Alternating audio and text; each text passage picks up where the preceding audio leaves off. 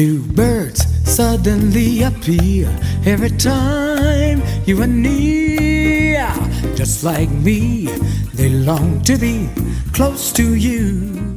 Hello, everybody. Dr. Willie and Jolley with my beautiful bride. This is Dee. And we want to welcome you to the Jolley Marriage Show, wherever you may be, around the country, around the world, whether you're watching live here on this Monday night at 9 o'clock Eastern Time, on A Jolley Marriage on Facebook, or The Real Willie Jolley on Instagram, or Willie Jolley LinkedIn Live, wherever you're watching, or you're watching on the replay, we want to welcome you and say thank you for joining us tonight. We're so glad you did. And we want to welcome all of those from near and far all around the world who have joined us. Thank you for being part of our community. We appreciate you and are grateful. We're the authors of the book, Make Love, Make Money, Make It Last, 10 Secrets to Shaping a Great Marriage. And we're also excited about the new book by Willie Jolley, Rich is Good, Wealthy is Better. That is available at richisgoodwealthyisbetter.com. And pre-release, the official release will be January the 1st. That's it. Let's get into tonight's show about this topic. Embarrassment. Holiday party hall of shame. When your partner embarrasses you at the office holiday party. Woo. Okay. We've had a few scenarios that have come to light about this situation. One is that your plus one, your partner, comes to your company business, your business or your company's annual holiday party, and they get drunk and embarrass you, or they say inappropriate things that you were privy to, that you had shared with them. Yeah, they were privy to, because you shared it with them about your boss. Or this the one who is a jerk, that kind of thing. Ooh, ouch. It's sometimes people either they're not drunk with wine, they're drunk with thinking they funny. Okay. Oh, I'm gonna make a joke. And then finally, we also want to talk about your spouse makes you the butt of the joke at the office party. Ooh, what do you do? What do you do then? This is serious. Serious. So as we prepare for the holiday, we want to be thoughtful. Yeah. Thoughtful as you prepare for your holiday parties. This is going into the week, that weekend of right before Christmas, a lot of holidays. Some have already happened, but a lot of holidays parties this week. So we thought this would be appropriate to respond to the letters. By the way, folks, you can always send us a letter by email. It's your issues, your thoughts, your concerns that you want us to discuss on the marriage show. Well, this is quite a pickle, isn't it? I think because the original version was that the person is inebriated. Drunk as a skunk, high as a Georgia pine. So things come up and come out when you're drunk that you would not normally say, or it loosens you up so you say whatever. So you have no filter. No filter. So how do you handle it? Right. What do you say? How do you handle that situation? Because they're really out of control. Out of control. So what do you do? How do you handle it? Well, we want to talk about that tonight. This is the nice topic area. Okay. So first thing, don't respond. Oh, not then and there. Don't make a scene on top of it. Okay. And you say, well, why is that?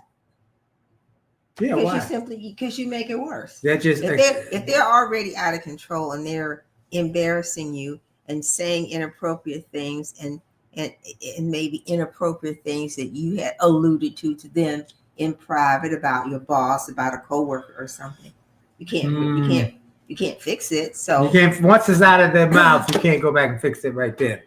So how do you distract them? Or how do you say, sweetheart, come help me over here for a moment. So don't confront them, because you're just making a scene and providing fodder for free for all of chaos. Yes, right. So, sweetheart, come help me with this over here for just a moment.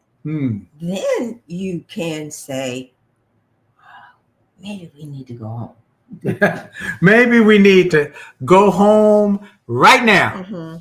Right. And sometimes we had someone where we were discussing this with staff today, said they had a situation at one of their office parties in New York where the husband was so outrageous that the wife took him out and took him home immediately because he was so embarrassing. So out of his head, though. Oh, thank you. Jim Marshall Jazz said, loving my sweater. Got this sweater in Australia. More than 10 years ago. Good eye, mate. Yeah. This is an official Gucci. There's a name for it. Gucci. Gucci. Yeah. Thank you so much. It's a beautiful sweater. Okay. So don't correct them publicly in front of the other people. No, don't do that. Don't do that. Whatever you do, don't correct them publicly. Because you're only making it worse. Making it worse. And controlling. And that's very hard. Because, of course, I looked at it. I said, well, what are some suggestions? You say, well, don't correct them in public. But it's not just the words. Are you rolling your eyes? They're talking outrageous So stuff. why do people do that? They do it because they're drunk, because they're trying to be funny, they have insecurities, or they overcompensate for not feeling confident or worthy of being in the room, and they try and make themselves. So whatever you say in response is probably not going to work. So this is not a time to correct them, but to ease them away from being the center of the confusion or the bun of the joke, because everybody's laughing at them. Yes. And they think they are being laughed with. Is that the difference? Yes, the words are you being laughed at, or are people laughing with you or laughing at you? They're laughing at you. They're laughing at you. They're not laughing with you. And they're feeling sorry for the spouse. Yeah. And then the spouse is famous the rest of at the office next day. Everybody's at the water cooler. Infamous might be a good word. Maybe infamous. You're right. Because or the person, it might, the spouses become infamous because of their partner or their plus one who has totally embarrassed them. So we want to go back to, so you're not going to confront them directly. Don't confront them right then. Don't do it now. We want to redirect. That's good. Yeah. Let's step outside for a moment. Oh, hey, come this. I need you. Yeah. So if you know how to handle your spouse, because this is probably not the first time this. But if they're drunk, it's sometimes where they'll make the drunk person will make a scene. What are you talking about? I don't want to go nowhere. And it just gets worse.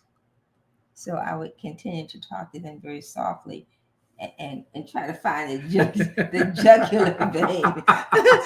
Is that the one where you touch them and they pass out? Yeah.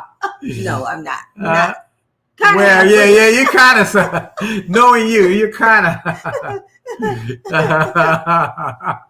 You try to gently coax them away from the crowd. Okay. Yeah. All right. So can you step away? Can you help me? But to redirect them, you have to figure out really the language to use to get them to do that. But when I say this is probably not the first time, then maybe you don't want to take them to the party. Maybe you just want to be up front and say, "Oh, I'm going. I've got to go to."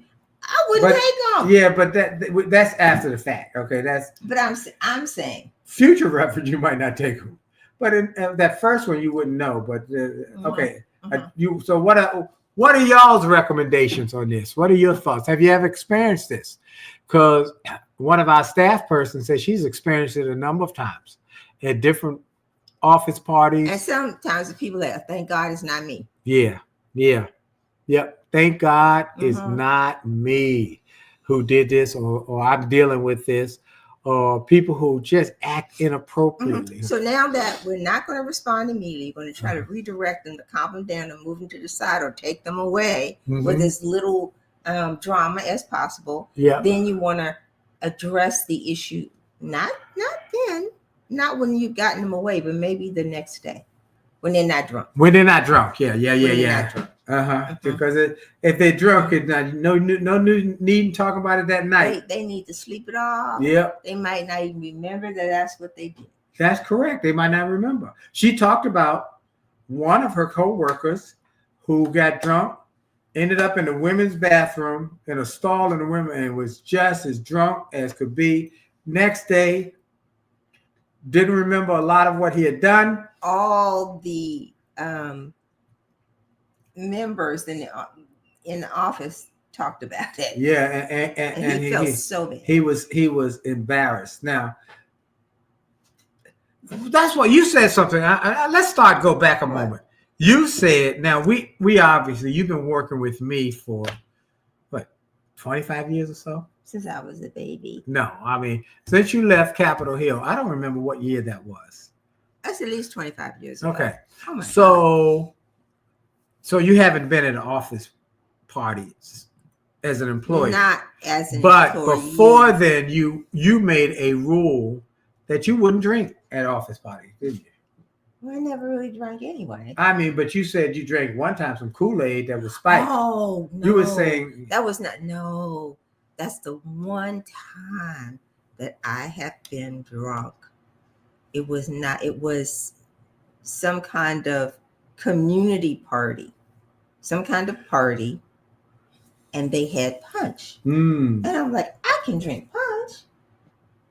But the punch was spiked. I didn't know. Well, I don't drink. If there is anything that is not already in a closed can or a bottle where I have to twist it and go, it makes noise, I don't drink it. That's a recommendation. What do they call that? Do we just say that? What's their word? Roofing, spiking? A roofie. Now, spiking something. Yeah, but a roofie is a pill that you put in a drink to drug folks. Okay. But, back to your point when I said one time in my life, I've been drunk. I drank punch at a party. This is years pre you. Got home and had to go to the bathroom, and I slept next to the toilet bowl because I threw up all evening. Wow. It was the worst feeling in the world. I don't know how people can just be, go out and drink it up every weekend or whatever. My body cannot handle it. That was the worst. So no. Okay. So what we recommend when you go to your office party, don't drink, or if you're going to drink one drink. Just sip on that. Don't overdo it, because it's just too much room for error, and the risk is not worth the reward. Sometimes we get invited. We go to a lot of parties. We go to lots of parties. And they will say, what would you like to drink? And they always have something over. Like we were at a party the other night. And they will say, this is whatever, a mixed drink that we, whatever the term is for spiking. Oh no, you always have a Diet Coke. I always have a Diet Coke or a ginger ale. That's always my. Or if they have neither, I take a cranberry juice. Because I don't drink, first of all, and there's a reason for that, because my father was a drinker, and I made a decision. I don't want to do that, and I haven't, and I don't drink. So I do club soda, or if they have what's that drink that I like? You have a wine. I can't think of. It's a wine. It's a certain a Chardonnay or Cabernet or a bubbly kind of wine. Yeah. Okay. That I can sip on. Okay. And then that's it. Yeah. and then Club soda. But very, very careful. Mixed drinks, absolutely not. Because I would be throwing up because you don't really know what's in it. And then if it's vodka in something, is that the thing that doesn't have a taste but makes Doesn't have a smell or taste. Terrible. Yes. I assume it has to have a taste. I don't know. I don't. But I don't it don't think have so. a smell. Well, it gotta have a taste. Why would you drink it if it didn't have a taste? I don't know. You put vodka and orange juice tastes like I don't know. All right. So Okay. All right. So you're not going to confront them. You're going to find a way to redirect them. Yep. All right. So that you can get a handle on them and control them at least, and maybe perhaps get them to leave with you if they're really making a scene. Then confront, discuss with them the next day when they're sober in terms of what had happened and why did it happen. I'm waiting. Get curious as to why they did what they did. That's after the fact, though. Yes. Okay. This is still like the next day. Just have a conversation. This is what you did. No, I don't remember. Well, this is what happened. Do you have any ideas as to why? So get curious before not critical. Don't get critical. Get curious. Ask. Don't start going in. Okay. Why they feel that way? I was feeling out of place. Why did you make fun of me in front of all my coworkers? Why was I the butt of the joke? Why did you have to make people laugh about me and make me look less value or devalue me to make you look good? Why did you do that? Okay, go ahead. How were you feeling uncomfortable? Is there something that I needed to do? I invited you to come with me. Would it have made you? What would have made you feel more comfortable so you would not have had to react that way? Wow. How about that? That's good. Huh? Yeah. What could I have done differently to make you feel comfortable so you would not behave in that fashion? Yes. Right? Now, what could we do future-wise? Or keep your butt at home? I'd leave that part off. Yeah, we leave that part off at this point, but next year, I forgot to tell you I went right from work to the party because you didn't behave well. Or when you say set boundaries for the next time, would you like to go with me to the party? What can I do? Goes back to what could I do to make your going with me comfortable? And if the answer is I can't really figure it out, I wouldn't know.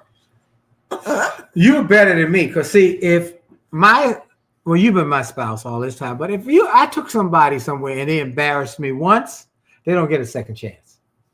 They don't get, that was it.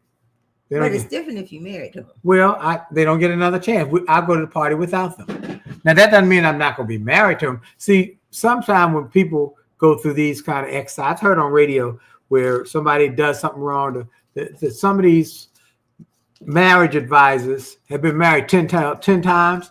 And they say, just divorce them. No. I don't recommend that, and I don't encourage that.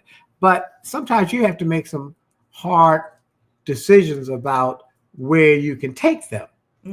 Okay, because they need some they got some issues. Okay, go ahead. That's funny. Yeah, and I'm not taking them. I'm not taking them with me. And then we can always go to, maybe you need to have some couples counseling. That is very true. There might be a need for some professional help here because they really might not. So now we didn't confront them in public. We redirected them to calm them down. We waited until the next day until they're sober to ask them what happened. And you know what? Then they might not know. Right. They say, well, why don't we go to counseling together? Yeah. Yep. I want to say hello to my friend Myron Pemberton. His sister-in-law is probably in the background somewhere, Gladys, because she hits us at the end of the show. Long-term friend. And they're in our book, Make Love, Make Money, Make It Last. Her and her husband, Ron. And Ron's brother is Myron, one of the great spirits in America. Just such a positive guy. By the way, for those who don't have a copy, this is a great Christmas gift. Make love, make money, make it last. Great Christmas gift for a couple. You want to know last minute item, get them now so we can ship them to you and get them to you before Christmas. Jolleymarriage.com. Hold on, let me finish. Jolleymarriage.com. Jolleymarriage.com. Okay, Christmas, what we're going to say? Is next. It's Thursday a week. So we got about 11 days.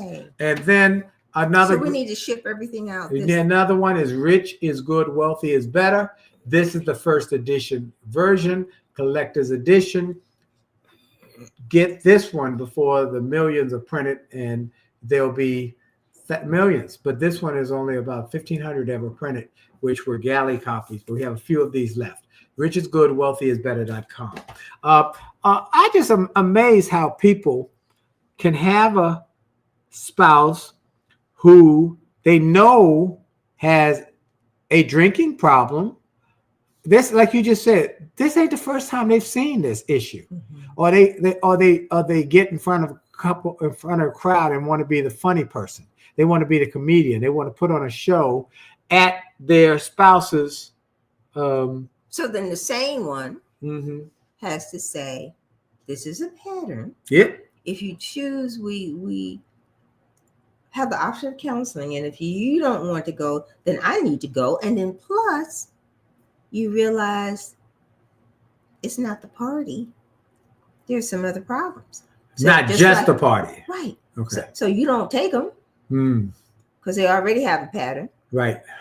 And so are you crazy? Because you keep taking them, expecting them to do something different. And they don't have the capacity to do something different. They keep doing the same thing and expect different results. That's the definition of insanity. Problem is still there. Right.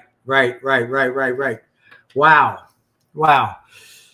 I would say to all the people who are going to deal with this during this holiday season, number one, if your spouse, your plus one, embarrasses you, don't do anything right then. Don't say anything to start make a scene. Mental note. I'm not taking him out anymore. But don't make a scene right there. If they're inebriated or they're drunk, don't go home and talk about it because it's a waste of your breath. Wait till the next day. If they're not inebriated, they're just trying to be funny, then don't get mad and talk about it in the car while you're hot. Wait till you calm down and then go through our 4 Fs. If you don't know the 4 Fs, you can see that at our TED Talk at jolleymarriage.com. It's 12 minutes long, but it's a secret for us not arguing even when we disagree. 4 Fs, be friendly, be frank about your feelings, be fair, be focused on a win-win. Go watch the TED Talk, you and your significant other, so that y'all can grow from this. So one is... At least you. You cannot make your No, but you encourage them to do it. Say, I need you to watch this with them. Now, you should maybe watch it first and then have them watch it separate or together. Okay? And then go through the book chapter by chapter. And at the end of each chapter, we put learning points, recommendations. It's like a step-by-step guide to strengthen your marriage or your relationship. In fact, I was at the gym this morning and I walked in, a lady said, I went to your website and I want that book that you did on marriage. Just this morning. I said, really? I thought she wanted, she said, I want the book. I said, you what, The Rich is Good, Wealthy is Better? She said, no, that I'm going to get that one too. But what I really want is the marriage, that one about marriage. Is that the one you said had the gray hair? No, this is another lady. Oh, okay. No, this is another lady. Okay. All right. So I told her, well, go get it. And we recommend you get 2 copies, one for you and one for your significant other. Read it together. Discuss the learning points at the end of the chapter together. Each chapter. Don't try to read through the whole thing and then go back. No, read a chapter, discuss it. Yeah. Read a chapter, discuss it. Read a chapter, discuss it. All right. So our time is almost up. We want to say for those Christmas parties, holiday parties. Oh, I didn't say Happy Hanukkah to those who celebrate who our Jewish friends, brothers and sisters. Happy Hanukkah to you. And then for those who celebrate Christmas, we got a week. Next Thursday will be Christmas. So get yourself in gear, and don't overspend. Let me stop here. Right? Now, please. Last week we talked about that. Yeah, but please don't overspend. We want to say it again. Have a budget. You know what I think? What do you think? I think we could regift. I love it. Don't overspend. I'm not even going there. Don't overspend. Set a budget and stick to that budget. Their regifting is a wonderful thing. Do you think everybody knows what regifting is? I think everybody knows what regifting is. Okay. So we want to encourage you to make this a safe, healthy, happy holiday season, and no overdoing it on alcohol, food, or anything. Be moderate. Moderation is a blessing. So be moderate. Think, save, and invest, and no debt, because the interest rates are outrageous. Right. Don't run up a whole lot of debt to celebrate one day of gifts, and then boom, you are paying it off all year long. Don't do it. Don't do it. Don't do it. And one more thing we talked about last week I thought was good. Start having a Christmas savings plan every month. Maybe you put away $100 for it. Used to be passbook savings. Yeah, plan. but glad that's reminded me of that terminology. But $100. Let's say you want to spend $200 every month that you save for Christmas. Takes discipline, but discipline is the secret to financial security. Am I right about it? Okay, our time is just about up now. We want to thank you for yours. We want to encourage everybody to do a few things. Number one, I want you to encourage you to be kind to each other. Be kind. Lead with love. When you disagree, they'll lead with love. And then 3, trust God. Remember, we say in the book that marriage is a triangle, and there are 3 corners: me, Dee, the Lord. Okay, God is at the top, and everything filters up through that angle. And we put God as an equal part of our marriage. So we recommend that highly. Chapter number 2, make God an equal part of your marriage. We highly recommend that you do that. Lead with love, and then make sure to go to jolleymarriage.com, watch the TED Talk. Everybody watch the TED Talk, How to Never Ever Argue Again in Marriage, and then get the book. Get 2 books. Get one for you, one for your significant other, and read it together. You don't have a significant other, it's okay. You can still get 2. Get one for you and one for the one who's coming down the road. And then when they get there, say, here, read this. Okay. And then finally, have a wonderful holiday season. Safe. Be safe. Be safe. Be careful. Drive safely. This is Dr. Willie Jolley. And kind. Myron, thank you so much. Thank you for your kind words. Gladys, we know you're there somewhere. God bless you. All the others, wherever you may be, we thank you. Have a great week on purpose. We're about to go out now on music from my jazz album. You didn't say anything about my Christmas earrings. Oh, they're so cute. You got a little, one on this side is a star, and on this side is a little Tin Man. Yeah. All right. And we'll see. And I got my Christmas sweater, or at least my winter holiday sweater from Australia, mate. All right. So here we go. Have a great day.